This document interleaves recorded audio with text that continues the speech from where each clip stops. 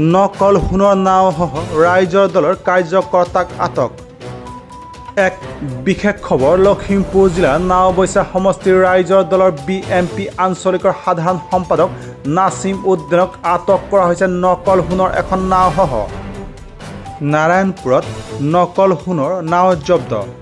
লখিমপুৰ জিলাৰ নাৰায়ণপুৰৰ ধলপুৰ আৰক্ষী থানাই এক গোপন সূত্ৰৰ পম খেদি আজি এখন এল্ট গাড়ীৰ পৰা 2 কেজি 600 গ্ৰাম ওজনৰ এখন নকল সোণৰ নাও সহায়জনক আটক কৰে।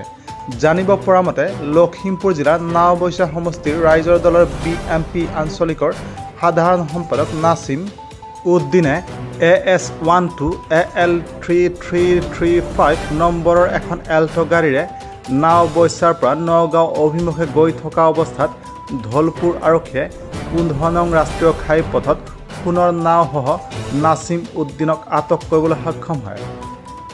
উল্লেখ্য যে জব্দ কৰা সোণৰ নাওখনৰ ওজন 2 কিলোগ্ৰাম 600 গ্ৰাম বুলি আৰক্ষীয়ে জানিবলৈ দিছে।